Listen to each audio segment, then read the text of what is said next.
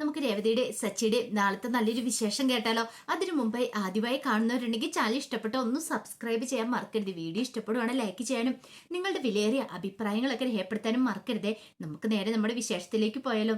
അങ്ങനെ നാളത്തെ വിശേഷത്തില് അച്ഛമ്മ ഭയങ്കര സന്തോഷത്തോടു കൂടിയിട്ട് തന്റെ കളിക്കൂട്ടുകാരെ കെട്ടിപ്പിടിക്കുകയാണ്. ആ ഒരു കാഴ്ച കണ്ടു കഴിഞ്ഞപ്പോഴത്തേനും ചന്ദ്രമതിക്ക് അന്തം വിട്ട് നിൽക്കുക. അവർക്കൊന്നും മനസ്സിലായില്ല. ഈ സമയത്ത് അച്ഛമ്മ വെച്ചു, എങ്ങനെയുണ്ട് ദാക്ഷായണി, കാർത്തിയാനി സുഖമൊക്കെ അല്ലേന്ന് ചോദിക്കുകയാണ്. ഇത് കേട്ട് കഴിഞ്ഞപ്പം രണ്ടുപേരും പറഞ്ഞു, ഞങ്ങൾക്ക് സുഖമാ. അല്ല നിനക്കോ കലാവധി? പിന്നെ എനിക്ക് സുഖമല്ലേ. ഞാൻ എത്ര ആഗ്രഹിച്ചെന്നറിയാവോ. ഞാൻ കഴിഞ്ഞിടയ്ക്ക് എൻ്റെ കൊച്ചുമോനോട് നിങ്ങളെക്കുറിച്ച് പറയുകയും ചെയ്തു. ഒന്ന് കാണാൻ പറ്റുമായിരുന്നെങ്കിൽ ഞാൻ മരിക്കുന്നതിന് മുമ്പ് ഒരിക്കലെങ്കിലും നിങ്ങളെ കാണാൻ പറ്റുമെന്ന് ഞാൻ സ്വപ്നത്തിൽ പോലും കരുതിയില്ല. ഇപ്പൊ എനിക്കിത് കണ്ടത് വിശ്വസിക്കാനാവുന്നില്ല. സ്വപ്നമാണോന്ന് പോലും ഞാൻ സംശയിക്കുന്നുണ്ട്. അപ്പോഴേക്കും കാർത്തിയാനി പറഞ്ഞു, നമ്മൾ എത്ര കാലമായി കണ്ടിട്ടല്ലേ? അതെ, കുറെ വർഷങ്ങളായി കണ്ടിട്ട്. അല്ല ശരിക്കും നമ്മൾ എന്നാ കണ്ടേന്ന് ദാക്ഷായണി ചോദിക്കുകയാണ്. അത് കേട്ടപ്പോ കലാവതി പറഞ്ഞു, ആ അത് പിന്നെ രവിയുടെ കല്യാണത്താണോ? കല്യാണം കഴിഞ്ഞ് നമ്മൾ കണ്ടായിരുന്നു. അന്ന് രവീന്ദ്രന്റെ മൂത്ത മോനുണ്ടാകുന്ന സമയത്ത്, ശ്രുതി ഉണ്ടാകുന്ന സമയത്താന്ന് തോന്നുന്നത്. മനസ്സിലായി മനസ്സിലായി. അന്ന് നമ്മൾ കണ്ടല്ലേ? എത്ര വർഷമായി. അതിനുശേഷം ഇതുവരെയായിട്ട് കണ്ടിട്ട് പോലും ഇല്ലോ. ഞാൻ ഒരിക്കലും പ്രതീക്ഷിച്ചില്ല. എനിക്ക് ഭയങ്കര സന്തോഷമായെന്ന് പറഞ്ഞ് അച്ഛമ്മ കെട്ടിപ്പിടിച്ച് കിടന്ന് കരയുവാണ്. ഈ സമയത്ത് ചുറ്റും കൂടി നിന്നവർക്കൊന്നും മനസ്സിലായില്ല. അപ്പോഴേക്കും വർഷം വന്നിട്ട് ചോദിച്ചു, അല്ല അച്ഛമ്മേ, ഇതൊക്കെ ആരാ? ഞങ്ങളൊന്ന് പരിചയപ്പെടുത്തിയതാ. അച്ഛമ്മയ്ക്ക് ഭയങ്കര സന്തോഷമാണല്ലോ. അതെ, ഇതെന്റെ കളിക്കൂട്ടുകാരാണ്. കളിക്കൂട്ടുകാരെന്ന് പറഞ്ഞാൽ എന്റെ ജീവന. കുഞ്ഞുനാളിലെ മുതലുള്ള ഞങ്ങൾ 8ാം ക്ലാസ് വരെയൊക്കെ ഒരുമിച്ച് പഠിച്ചതാ. പിന്നീട് ഇവര് സ്ഥലം മാറിപ്പോയി. അതിനുശേഷം ഞാൻ കണ്ടിട്ട് പോലുമില്ല. വർഷം പറഞ്ഞു, ആഹാ കൊള്ളാലോ, എനിക്ക് ഇവരെ കാണാൻ കുറെ മോഹം ഉണ്ടായിരുന്നു. പിന്നീട് രവീന്ദ്രന്റെ കല്യാണത്തിനും ശ്രുതി പറഞ്ഞ സമയത്തുമാണ് കണ്ടത്. കുറെ കാലത്തിന് ശേഷം ഞാൻ ഇവരെക്കുറിച്ച് മിക്കപ്പോഴും തന്നെ ഓർക്കുമായിരുന്നു. എന്തെങ്കിലും ഒരു ദിവസം കാണാൻ പറ്റുമായിരുന്നെങ്കിൽ എന്നൊക്കെ മനസ്സിൽ വിചാരിക്കുമായിരുന്നു. പക്ഷെ എനിക്ക് കാണാൻ പറ്റിയിട്ടുണ്ടായിരുന്നില്ല. പക്ഷെ ഇപ്പൊ ഇത് കാണാൻ പറ്റുമെന്ന് എനിക്ക് ചിന്തിക്കാൻ പോലും പറ്റുന്നില്ലെന്ന് പറയണ. വർഷം പറഞ്ഞു, ആഹാ അപ്പൊ ഇതൊരു സർപ്രൈസ് ഗിഫ്റ്റ് ആണല്ലോ എന്ന് പറയണ. അതെ, എന്റെ കൊച്ചുമോൻ എനിക്കായിട്ട് കൊണ്ടുവന്ന സർപ്രൈസ് ഗിഫ്റ്റ് തന്നെ ഇത്. ഈ സമയത്ത് ശ്രുതിയുടെ ഒക്കെ മുഖം വല്ലാതിരിക്കുകയാണ്. അപ്പോഴേക്കും അച്ഛമ്മയോട് അവർ ചോദിച്ചു, അല്ല നിന്റെ മകൻ എന്തിയെന്ന് ചോദിക്കുകയാണ്. എടാ രവി, നീ ഇവിടെ മാറി നിൽക്കുകയാണ്, ഇങ്ങോട്ടേക്ക് വരാൻ പറയണ. അങ്ങനെ രവീന്ദ്രനെ അങ്ങോട്ട് വിളിച്ചു. കുറച്ച് പ്രായമൊക്കെ അല്ലേ ഇപ്പം, നമ്മതേ ഇതിനേക്കാളും ചെറുപ്പമാണല്ലോ ഇപ്പൊ നിന്നെ കണ്ട എന്ന് കലാവധി അച്ഛമ്മയോട് ചോദിക്കണം. ഒന്ന് പോടി എവിടുന്ന് നോക്കിയേ, ഇതെന്റെ ഒരേ ഒരു മകനാ, അറിയാലോ. പിന്നെ അറിയാൻ മേലേ. ഇതേ ഇപ്പൊ ശരിക്കും നോക്കിയിട്ടുണ്ടെങ്കിൽ നിന്റെ ഭർത്താവിനെപ്പോൾ തന്നെയുണ്ട് രവീന്ദ്രനെ കണ്ടു കഴിഞ്ഞിട്ടുണ്ടെങ്കിൽ ഒരു മാറ്റവും. പിന്നെ അങ്ങനെയല്ലേ ഇരിക്കുമല്ലടി കാത്തേനി എന്നൊക്കെ പറഞ്ഞുകൊണ്ട് അവരങ്ങനെ പൊട്ടിച്ചിരിക്കുകയാണ്. അവരുടെ ആ സന്തോഷവും ചിരിയും തമാശയൊക്കെ കണ്ടു കഴിഞ്ഞപ്പോൾ രവീന്ദ്രനും സച്ചിക്കും എല്ലാവർക്കും ഭയങ്കര സന്തോഷമാവുന്നുണ്ട്. പിന്നീട് കലാവതി അച്ഛമ്മ അവരെ രണ്ടുപേരെയും കൂടെ അവിടെ പിടിച്ചുകൊണ്ട് ഇരുത്തി ഭയങ്കര സംസാരമാണ്. അപ്പോഴേക്കും സച്ചി വന്നിട്ട് ചോദിച്ചു, അല്ല അച്ഛമ്മ, ഇതിപ്പോ കണ്ടിട്ടുണ്ടെങ്കിൽ സ്കൂളിൽ തിരിച്ചു പോയതുപോലെ ഉണ്ടല്ലോ, എന്താ സംസാരം എന്നൊക്കെ പറയണ. അപ്പോഴേക്കും കാർത്തികേയന് പറഞ്ഞു, അതെ ഞങ്ങൾ കുറെ കാലത്തിന് ശേഷം കണ്ടുമുട്ടുന്നല്ലേ, എന്തൊക്കെ പറയാനുണ്ട് ഞങ്ങൾക്ക് എന്നൊക്കെ പറയണം. അപ്പോഴേക്കും ചന്ദ്രമതി ഇങ്ങനെ നിൽക്കുവാണ്. ഈ സമയത്ത് ചന്ദ്രമതി ചൂണ്ടിക്കാണിച്ചുകൊണ്ട് ചോദിച്ചു, അതാരാന്ന് ചോദിക്കണം. അത് മനസ്സിലായില്ലേ? എന്റെ മകന്റെ ഭാര്യ, രവിയുടെ ഭാര്യ, അതാണ് ചന്ദ്രമതി. അന്ന് അവള് കുഞ്ഞിതായിരുന്നല്ലോ, ചെറുതായിരുന്നല്ലോ, വള്ളി പോലെ ഒരു പെണ്ണായിരുന്നല്ലോ, ഇപ്പൊ ഇത്രയും വണ്ണം വെച്ചോ? അത് കേട്ടപ്പോ ചന്ദ്രമതിക്ക് ഭയങ്കര ഒരു നാണക്കേടായിപ്പോയി. അപ്പോഴേക്കും രവീന്ദ്രനും എല്ലാരും കൂടി ചിരിച്ചു. ഈ സമയത്ത് സച്ചി വന്നിട്ട് പറഞ്ഞു, കൊള്ളാം കൊള്ളാം. അപ്പോഴേക്കും സച്ചിയോട് ചോദിച്ചു, അല്ലടാ നീ എങ്ങനെയാടാ ഇവരെ കണ്ടുപിടിച്ചെന്ന് ചോദിക്കുക. അതെ, അച്ഛമ്മ വീട്ടില് ഒരു ചെറിയ ഡയറിയിൽ ഒരു അഡ്രസ്സും കാര്യങ്ങളൊക്കെ എഴുതി വെച്ചിട്ടുണ്ടായിരുന്നു. അത് ഞാൻ പാറോമ്മയോട് പോയി ചോദിച്ചിട്ട് എടുത്തെന്ന് പറയണേ. എന്നിട്ട് ആ അഡ്രസ്സ് തേടിപ്പോയി. അവിടെ ചെന്ന് കഴിഞ്ഞപ്പോഴത്തേനും അവര് വേറെ അഡ്രസ്സ് പറഞ്ഞു തന്നു. അങ്ങനെ ഒടുവിൽ ഇവരുടെ അടുത്ത് എത്തിച്ചേർന്ന് പറയണം. അപ്പോഴേക്കും ദാക്ഷായണി പറഞ്ഞു, സമ്മതിച്ചു വന്ന് കൊടുത്തിരിക്കുന്ന കേട്ടോ നിന്റെ കൊച്ചുമോനെ. എന്താണെങ്കിലും ഞങ്ങളെ അന്വേഷിച്ച് കണ്ടുപിടിച്ച ഇവിടം വരെ കൊണ്ടുന്നില്ലേ, അത്ഭുതം തന്നെയാ, ഞങ്ങൾ പോലും വിചാരിച്ചില്ല. അപ്പോഴേക്കും അച്ഛൻ പറഞ്ഞു, അത് പിന്നെ എന്റെ പേരക്കൊച്ചല്ലേ, അവൻ പിന്നെ ഇതല്ല ഇതിലപ്പുറം ചെയ്യുന്നു പറയണേ. എന്റെ കൊച്ചുമാനായതുകൊണ്ട് പറയല്ല, അവനാളും മിടുക്കനാന്നൊക്കെ പറയാ. അതും കൂടെ കേട്ടപ്പോ ശ്രുതിയുടെ മുഖമൊക്കെ അങ്ങോട്ട് മാറി വല്ലാതെയായി. സച്ചിനെ പുകഴ്ത്തി പറയുന്ന അവർക്ക് പണ്ട് മുതൽ ഇഷ്ടമുള്ള കാര്യമല്ലല്ലോ, അതിൻ്റെതായ ഒരു ദേഷ്യമൊക്കെ അവർക്കും ഉണ്ടായിരുന്നു. ആ സമയത്ത് അവിടെ നിന്ന് സുധീനെ വിളിച്ചിട്ട് അച്ഛൻ പറഞ്ഞു, ഇങ്ങോട്ട് വാടാന്ന് പറയണേ. ഇവനെ മനസ്സിലായോ? ഇല്ല, അന്ന് ഇവനുണ്ടായി കഴിഞ്ഞപ്പോഴാണ് കാണാനായിട്ട് തോന്നുന്നത്. മനസ്സിലായി. ഇപ്പോഴും ഓർക്കുന്നുണ്ട്, അന്ന് ഒരു ഡ്രസ്സ് വിടാതെ കിടന്നിട്ട് അമ്മയെന്ന് വിളിച്ച് കരഞ്ഞോണ്ടിരുന്നേ. അപ്പോഴേക്കും സുധിക്ക് ആ പടം നാണക്കേടായി. എല്ലാരും കൂടെ അവിടെ നിന്ന് ചിരിക്കുവാണ്. എല്ലാവരും പിന്നെ തന്നെ നാണം കെടുത്തില്ലോ. ആ സമയം രേവതീനെ ശ്രുതിയെയും വർഷനെ വിളിച്ചിട്ട് പറഞ്ഞു, കൊച്ചുമക്കളുടെ ഭാര്യ, ഇത് സുധിയുടെ, പിന്നെ ഇത് സച്ചിയുടെ എന്നൊക്കെ പറഞ്ഞുകൊണ്ട് ഓരോരുത്തരെ പരിചയപ്പെടുത്തുവാണ്. അങ്ങനെ ഭയങ്കര സന്തോഷത്തിൽ എല്ലാവരും കൂടെ സംസാരിച്ചിരിക്കുവാണ്. ഇതൊക്കെ കണ്ടിട്ട് ഒട്ടും അങ്ങ് സഹിക്കുന്നുണ്ടായിരുന്നില്ല ചന്ദ്രമതിക്ക്. ആ സമയത്ത് ശ്രീകാന്ത് വന്നിട്ട് പറഞ്ഞു, അച്ഛമ്മേ ഇനി കേക്ക് കട്ട് ചെയ്താലോ, കുറച്ച് സമയം ആയല്ലോ, എന്നാ കേക്ക് കട്ട് ചെയ്യാന്ന് പറയണ. അങ്ങനെ കേക്കൊക്കെ സന്തോഷത്തോട് കട്ട് ചെയ്തു. രവീന്ദ്രനും ചന്ദ്രമതി എല്ലാവരും അച്ഛമ്മയുടെ വായിൽ കേക്കൊക്കെ വെച്ച് കൊടുക്കുന്നുണ്ട്. ഹാപ്പി ബർത്ത്ഡേ ഒക്കെ പാടി അടിപൊളിയായിട്ടാണ് കേക്ക് കട്ട് ചെയ്തും കാര്യങ്ങളൊക്കെ നടന്നത്. അതിനുശേഷം രേവതി എന്നെ എല്ലാം പീസ് ആക്കിയിട്ട് എല്ലാവർക്കും കൊണ്ട് കൊടുക്കുന്നുണ്ട്. ആ സമയത്ത് രേവതി കേക്ക് കൊടുക്കാൻ ചെന്നപ്പത്തിനും അച്ഛൻ പറഞ്ഞു, ഇത് കണ്ടോ ഇവളൊരു പൂ കെട്ടുന്നോ? അതെ, ഇവൾക്ക് ചെറുതായിട്ട് ഒരു പൂ കച്ചവടത്തിന്റെ ബിസിനസ് ഒക്കെ ഉണ്ട്, മിടുക്കിയ ആള്.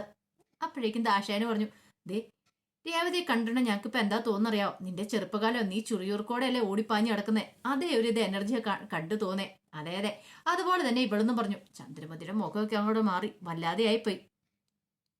ആ സമയത്ത് കലാവതി അച്ഛമ്മ കാർത്തിയാനോട് ചോദിച്ചു, അല്ല നിന്റെ മകനും ഭാര്യയൊക്കെ എന്ത് പറയണു, സുഖമായിട്ടിരിക്കുന്നോ? ഓ, അതിനെക്കുറിച്ചൊന്നും പറയാതിരിക്കുന്ന ഭേദം. ഇപ്പോഴും ഒരു മാറ്റം സംഭവിച്ചിട്ടില്ല. അവൾ എന്തേലും പറഞ്ഞിട്ടുണ്ടെങ്കിൽ അത് അക്ഷരം പ്രതി അവൻ അനുസരിക്കും. അനുസരിച്ചില്ലെങ്കിൽ പിന്നെ അവിടെ വലിയ ഭൂകമ്പമാ. നമ്മളൊന്നും പറഞ്ഞായിരുന്നു അവൾ കേൾക്കത്തില്ല. അവൾക്ക് അവളുടെ ഭാഗം ജയിക്കണം. അപ്പോഴേക്കും കലാവതി അച്ഛൻ പറഞ്ഞു, എല്ലാത്തിടത്തും ഇങ്ങനെയൊക്കെ തന്നെയാ എന്ന് പറഞ്ഞു. ചന്ദ്രമതിക്ക് ദേഷ്യമായിപ്പോയി. തനിക്കിട്ടൊരു കുത്താന്നുള്ള കാര്യം മനസ്സിലായി. ചന്ദ്രമതി ദേഷ്യപ്പെട്ട് ഇങ്ങനെ നോക്കുവാണ്. ആ സമയത്ത് സച്ചിയുടെ അടുത്തേക്ക് രേവതി എന്നു. രേവതി എന്നിട്ട് സച്ചിയോട് പറഞ്ഞു, സച്ചിയേട്ടൻ എന്തായാലും കൊള്ളാട്ടോ ആള്. ഞാൻ ഒട്ടും പ്രതീക്ഷിച്ചില്ല സച്ചിയേട്ടൻ ഇങ്ങനെ ഒരു ഗിഫ്റ്റ് കൊണ്ടുവന്ന് കൊടുക്കുന്നു. പിന്നല്ലാതെ ഞാൻ ഒന്നും കൊടുക്കില്ലെന്നാണ് നീ വിചാരിച്ചേ. എന്നാലും ഇത്രയും വലിയൊരു ഗിഫ്റ്റ് കൊടുക്കാന്ന് പറഞ്ഞാൽ നിസ്സാര കാര്യമൊന്നും അല്ലല്ലോ. അതെ, ഇതെന്റെ ഗിഫ്റ്റ് തന്നെയാ. ഞാൻ ആദ്യം കുറെ ടെൻഷൻ അടിച്ചായിരുന്നു. പിന്നെ ഇവരെ കണ്ടു കിട്ടി കഴിഞ്ഞപ്പോഴാണ് എനിക്കൊരു സമാധാനമായത്. അപ്പോഴേക്കും ശ്രുതിയുടെ അടുത്തേക്ക് ശ്രുതി എന്നിട്ട് ചോദിച്ചു, അല്ല ശ്രുതി, ഇപ്പൊ ഗിഫ്റ്റ് മിക്കവാറും സച്ചി കൊണ്ടുപോകുന്ന ലക്ഷണമുണ്ട്. സച്ചി ആണെങ്കിൽ ഒന്നും ഗിഫ്റ്റ് ഒന്നും കൊടുക്കില്ല എന്ന് കരുതിയിട്ട് അവസാന നിമിഷം കണ്ടോ? ശ്രുതി പറഞ്ഞു, ഞാൻ അപ്പോഴേ പറഞ്ഞില്ലേ എനിക്ക് ഇവന്റെ സ്വഭാവം നന്നായിട്ട് അറിയായിരുന്നു. അല്ല രേവതി ഒന്നും കൊടുത്തിട്ടില്ലല്ലോ, ഞാൻ മേക്ക് ഓവർ ചെയ്ത് കൊടുത്തു. പക്ഷേങ്കില് രേവതി അതിനൊന്നും ചെയ്തു കൊടുത്തിട്ടില്ലോ എന്ന് പറയണ. ആ സമയത്ത് സച്ചിയോട് രേവതി പറഞ്ഞു, അതെ അച്ചമ്മയ്ക്ക് വേണ്ടിയിട്ട് ഞാനൊരു ഗിഫ്റ്റ് കരുതിയായിരുന്നു. ഗിഫ്റ്റോ? എന്ത് ഗിഫ്റ്റ്? അതെ, അച്ചമ്മയുടെ കുറെ വീഡിയോസും കാര്യങ്ങളൊക്കെ ഞാൻ പിടിച്ചിട്ടുണ്ടായിരുന്നു ഫോണിനകത്ത്. അത് കൊള്ളാലോ, അപ്പൊ നീയാളും മേടിക്കുകയാണല്ലോ. അതെന്നെ, ദേവുവിന്റെ ഫോൺ വാങ്ങി. എന്റെ ഫോണിന് അത്ര ക്ലാരിറ്റിയും കാര്യങ്ങളൊന്നും ഇല്ലല്ലോ. അപ്പൊ ദേവുവിന്റെ ഫോൺ വാങ്ങി ഞാൻ കുറച്ച് വീഡിയോസും കാര്യങ്ങളൊക്കെ പിടിച്ചു. ആ സമയം സച്ചി പറഞ്ഞു, അങ്ങനെയാണെങ്കിൽ ഒരു കാര്യം ചെയ്യാം, ആ വീഡിയോസ് എന്താ ഞാൻ കൂടെ അറിയണമല്ലോ. അച്ഛമ്മ പറഞ്ഞ കാര്യങ്ങളൊക്കെ പ്ലേ ചെയ്യാൻ പറയണം. ടിവിയിലേക്ക് കണക്ട് ചെയ്തിട്ട് പ്ലേ ചെയ്താൽ മതി എന്ന് പറയാ. രേവതിക്ക് സന്തോഷമായി. അങ്ങനെ സച്ചി പറഞ്ഞു, അതെ എല്ലാവരും ഒരു നിമിഷം ഒരു വീഡിയോ ഉണ്ടെന്ന് പറയണം. അങ്ങനെ ടിവിയിലേക്ക് കണക്ട് ചെയ്തു. എല്ലാവരും ആകാംക്ഷപൂർവ്വം ഇങ്ങനെ കാത്തിരിക്കുവാണ് എന്താണെന്ന് അറിയാൻ വേണ്ടിയിട്ട്. അപ്പോഴാണ് അച്ചമ്മ ടിവിക്കകത്ത് പ്രത്യക്ഷപ്പെടുന്നത്. അപ്പൊ രേവതി അച്ചമ്മയുടെ കുറച്ച് വീഡിയോസും കാര്യങ്ങളും എടുത്തായിരുന്നത്. അങ്ങനെ അച്ചമ്മ വീഡിയോസിൽ ഓരോ കാര്യങ്ങളൊക്കെ പറയണം. ഈ 80 വർഷക്കാലം ഞാൻ ജീവിച്ചു. എന്റെ ജീവിതത്തിൽ കുറെ അനുഭവങ്ങളൊക്കെ ഉണ്ടായിട്ടുണ്ട്, നല്ലതും ചീത്തയായ അനുഭവങ്ങൾ. പക്ഷെ അതിലൊന്നും പതറാതെ ഞാൻ മുന്നോട്ട് പോയി. പക്ഷെ ഒരു പക്ഷെ നമുക്ക് പ്രതിസന്ധികൾ വരുമ്പോൾ നമ്മൾ തളരരുത്. അവിടെ വീണ് പോയിട്ടാണ് നമുക്ക് ഒരിക്കലും ഉയർത്തെഴുന്നേൽക്കാണ്ട് സാധിക്കില്ല. പിന്നെ എപ്പോഴും കുറെ അസുഖങ്ങളൊക്കെ വരും. അതുപോലെ തന്നെ അങ്ങനെ അസുഖങ്ങളൊക്കെ വന്നു കഴിയുമ്പോൾ നമ്മൾ എന്ത് ചെയ്യണം? അസുഖങ്ങളൊക്കെ ഉണ്ടല്ലോ, നമുക്ക് തീരാ വ്യാധികളാണല്ലോ എന്നൊക്കെ ഓർത്തുകൊണ്ട് അതിൽ സഹതാപപ്പെട്ടിരിക്കാതെ നമ്മുടെ മനസ്സാണ് ഏറ്റവും പ്രധാനം. ഇതൊക്കെ നമുക്ക് തരണം ചെയ്ത് പോകുന്നു വിചാരിച്ചാൽ മതി. പിന്നെ സത്യസന്ധമായിട്ട് മുന്നോട്ട് പോവുക. അങ്ങനെ പോയിട്ടുണ്ടെങ്കിൽ നമുക്ക് ജീവിതത്തിൽ മുന്നേറാൻ സാധിക്കും. പിന്നെ ജീവിതം ആകുമ്പോൾ പരാജയവും കാണും വിജയവും കാണും. പരാജയത്തിൽ തളരാതെ വിജയത്തിലേക്ക് നമ്മൾ മുന്നോട്ട് പോയിക്കൊണ്ടിരിക്കുക. പിന്നെ നമ്മൾ സ്വപ്നം കാണും. 8 വയസ്സിലും കാണും, 80 വയസ്സിലും കാണും.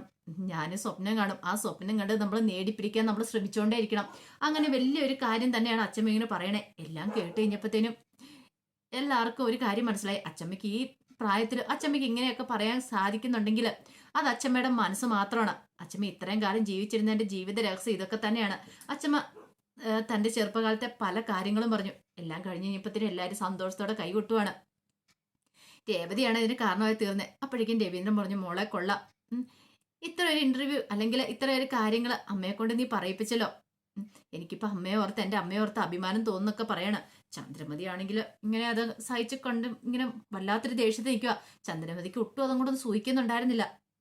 അച്ഛമ്മ പറഞ്ഞ കാര്യങ്ങളൊക്കെ സച്ചി പറഞ്ഞു, സൂപ്പർ ആയിട്ടുണ്ട് രേവതി, നിനക്ക് ഇത്രയ്ക്ക് കഴിവൊക്കെ ഉണ്ടായിരുന്നല്ലേ. കാരണം രേവതി അച്ഛമ്മയോട് ഓരോ കാര്യങ്ങൾ ചോദിച്ചിട്ടുണ്ടായിരുന്നു. അപ്പൊ അച്ഛമ്മയ്ക്ക് വേണ്ടിയിട്ട് രേവതി കൊടുത്ത ഏറ്റവും വലിയ ഗിഫ്റ്റ് ആയിരുന്നു. കാരണം അച്ഛമ്മ പറഞ്ഞ ഓരോ വാക്കുകളും എല്ലാവരുടെയും മനസ്സിൽ തട്ടുന്ന വാക്കുകളായിരുന്നു പറഞ്ഞുകൊണ്ടിരുന്നത്. പക്ഷെ അതൊന്നും സൂഹിക്കാതിരുന്ന ചന്ദ്രമതിക്ക് പണ്ടേ അങ്ങനെയാണല്ലോ, അങ്ങനത്തെ ഒരു സ്വഭാവമാണല്ലോ ചന്ദ്രമതിക്ക്. പിന്നീട് കലാവതി അച്ഛമ്മയുടെ അടുത്ത് വന്നിട്ട് കാർത്തിയാനി ദാക്ഷായണിയൊക്കെ പറഞ്ഞു കൊള്ളാം, കേക്കൊക്കെ നല്ല സൂപ്പർ ആയിട്ടുണ്ട്. അതെ, എന്റെ കൊച്ചുമോൻ എനിക്ക് വേണ്ടി സ്പെഷ്യൽ ആയിട്ട് ഉണ്ടാക്കിയതാ.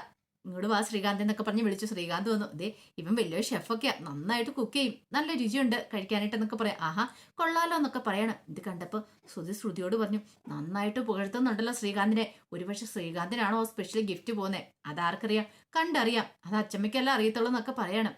അതെ, ഒരു കാര്യം ചെയ്യാം, അത് ആർക്കാന്ന് അറിഞ്ഞിട്ട് തന്നെ കാര്യം, ഞാൻ ഇപ്പൊ തന്നെ പോയി ചോദിക്കാന്ന് പറഞ്ഞ് ശ്രുതി അങ്ങോട്ട് ചെന്നു. ശ്രുതി എന്നിട്ട് അച്ചമ്മയോട് പറഞ്ഞു, അച്ചമ്മേ എന്തേ ഇനി ഇത്ര കഴിയുമ്പോ ഡിന്നർ കഴിക്കാൻ സമയമായി.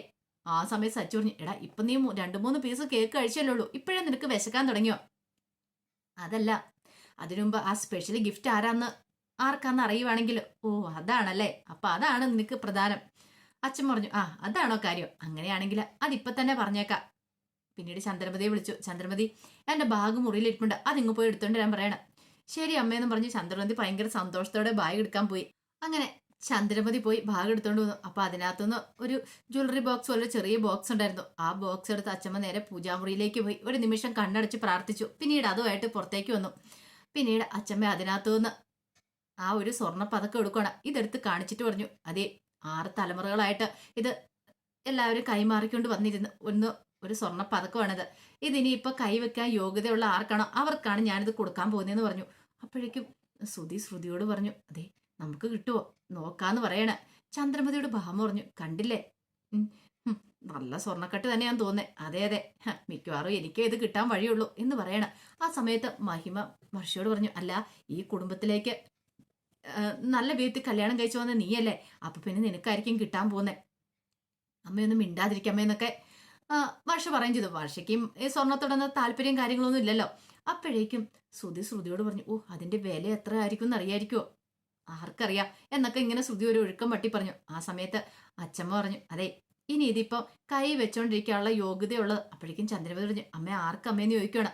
ആ സമയത്ത് ചന്ദ്രമതിയുടെ അടുത്തേക്ക് എന്നിട്ട് പറഞ്ഞു, ചന്ദ്രേ, നീ എനിക്ക് TV ഒക്കെ വാങ്ങി തന്നു, പക്ഷേങ്കിലേ എന്ത് ചെയ്യാനാ, നിനക്ക് പിന്നീട് ഒരിക്കൽ ഞാൻ നല്ലൊരു ഗിഫ്റ്റ് തരാട്ടോ. കാരണം നീ തന്നെ TV ഞാൻ മാത്രമല്ല, എന്റെ വീടിന്റെ അയലൊക്കത്തുള്ളവരൊക്കെ വന്നിരുന്ന് സിനിമയെ കാണും. ആ സമയത്ത് അവരോടൊക്കെ ഞാൻ പറഞ്ഞോളാം നീ വാങ്ങി തന്നാന്ന്. ചന്ദ്രമതിയുടെ മുഖമൊക്കെ അങ്ങോട്ട് മാറി.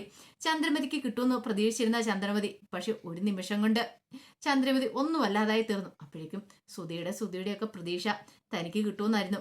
അങ്ങനെ സുധിയുടെ അടുത്തേക്ക് അച്ഛമ്മ ചെല്ലുമ്പത്തേനും സുധി ആകാംക്ഷയോടുകൂടി കാത്തു നിൽക്കുകയാണ്, തനിക്കത് കിട്ടുമെന്നൊക്കെ പ്രതീക്ഷിച്ച്. അപ്പൊ അതിന്റെ വിശേഷങ്ങളൊക്കെ കാണാൻ പോകുന്നത്. ആ വിശേഷങ്ങൾക്കായി നമുക്ക് എല്ലാവർക്കും കാത്തിരിക്കാട്ടോ. ഒരിക്കൽ കൂടി എല്ലാവർക്കും ശുഭരാത്രി നേർന്നുകൊണ്ട് നിർത്തുന്നു. നന്ദി.